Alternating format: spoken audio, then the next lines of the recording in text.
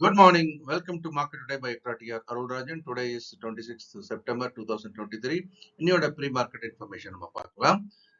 நேற்றுக்கு முடிய அமெரிக்க சந்தை ஒரு கலந்த முடிவாக பார்க்கிறோம். டவ் ஜோன்ஸ் சற்றே இறங்கி 0.41% அளவுக்கு இறங்கியும் S&P 500 நாஸ்டாக் போன்றவை 0.4 and 0.45 என்ற அளவில் சற்றே ஏறி முடிந்திருக்கிறத பார்க்கிறோம். அதாவது ஒரு மிக்ஸ்ட் பேக் அப்படின்னு சொன்னாலும் கூட ஆசிய சந்தைகள் எந்த மாதிரியான ஒரு பிரதிபலிப்பை கொடுக்கிறது அப்படின்றத நம்ம பார்க்கலாம். அதுக்காக ஆசிய சந்தைக்குள்ள போகலாம். இப்போ ஆசிய சந்தைகள் எல்லாமே இன்னைக்கு பெரும்பாலும் இறங்கிய வியாபாரமாகி வருகிறது.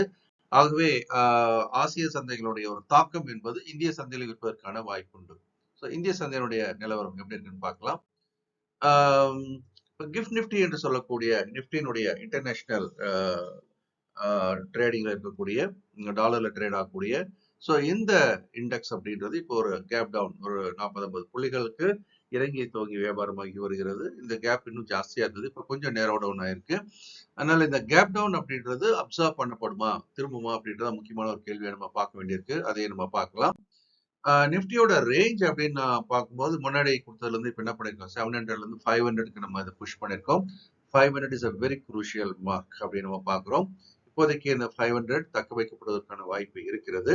அதே சமயம் மேல நம்ம ரெசிஸ்டன்ஸ் லெவலையும் கம்மி பண்ணி கொண்டு வந்து போட்டுட்டு இருக்கிறோம். 19,850 அப்படிங்கிற லெவலுக்கு நம்ம அதை இன்னும் கொஞ்சம் குறைச்சிருக்கிறோம். அதனால நிஃப்டி வந்து தொடர்ந்து வலிமை குன்றி காணப்படுவதே இதற்கு சான்று. பேங்க் நிஃப்டி பேங்க் பொறுத்த வரைக்கும் இது எதுவும் மாற்றம் பண்ணல. கம்பேரிட்டிவ்லி அப்படின்னு பாத்தீங்கன்னா பேங்க் நிஃப்டி வந்து நிஃப்டி பேங்கோட சற்றே வலிமையா இருக்கிறது நம்ம பாக்குறோம். ஸோ நிஃப்டி பேங்க் சப்போர்ட் வந்து 43,600 அண்ட் 46,500 ரெசிஸ்டன்ஸா இருக்கு.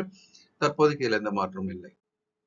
மேக்ரோ எக்கனாமிக்கல் ஃபேக்டர்ஸ் அப்படின்னு பார்க்கும்போது 10-year பாண்டில் படிப்படியாக உயர்ந்துகிட்டே இருக்கிறத நம்ம பார்க்கணும். இப்போ 4.56%. சில வாரங்களுக்கு முன்பாக அப்படி பார்த்தீங்கன்னா கிட்டத்தட்ட 3.5ல இருந்து இப்போ 4.5க்கு வந்தாச்சு. டாலர் இண்டெக்ஸும் வந்து கிட்டத்தட்ட 6% ஏற்றத்தை நம்ம பார்க்கிறோம்.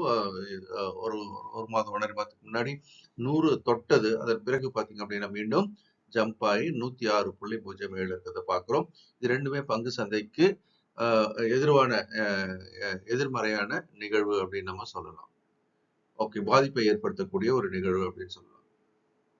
பிரெண்ட் குரூட் தொடர்ந்து அந்த 93-94 டாலர் பெர் பேரல் இருக்குது.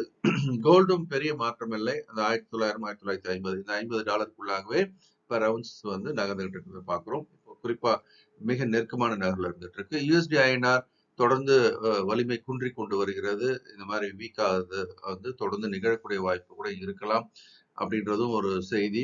ஸோ அதனால எக்ஸ்போர்ட் குறைந்து கொண்டிருக்கிறது அப்படின்றதும் அந்த கேப் பிட்வீன் ட்ரேட் டெபிசிட் வந்து ஜாஸ்தி ஆயிட்டு இருக்கு. ஸோ எல்லாமே negative to rupee against dollar. அதனால இப்போதைக்கு 83.14 இருக்கிறது படிப்படியா இன்னும் கூட வலிமை கொண்டலாம். எஃப்ஐஸை பொறுத்த வரைக்கும் தொடர்ந்து இந்திய சந்தையில வந்து செல்லரா தான் இருக்கிறாங்க. அந்த செல்லிங்கோட அளவு கூட பார்த்தீங்கன்னா 2000 கோடி அந்த மாதிரி கூடியிருப்பது என்பது சந்தைக்கு பாதிப்பை ஏற்படுத்தி கொண்டிருக்கிறது. டிஐஸ் வாங்கி இருக்கிறாங்க 1779 கோடிக்கு. இருந்தாலும் எஃப்ஐஸோட செல்லிங் எந்த டைரக்ஷனோ அவங்க எந்த டைரக்ஷன் பொசிஷன் இருக்கிறாங்களோ அதுவே செயல்படுவதற்கான வாய்ப்பு அதிகம். Live market analysis LMA program வந்து மண்டே டு ஃப்ரைடே ஒரு சிறிய தொகையில் 499ல பண்ணிட்டு இருக்கிறோம். நிஃப்டி பேங்க் நிஃப்டியில ஃபியூச்சர்ஸ்ல ஈவன் ஆப்ஷன்ஸ்ல கூட எப்படி பண்ணலான்றதை பார்க்கலாம்.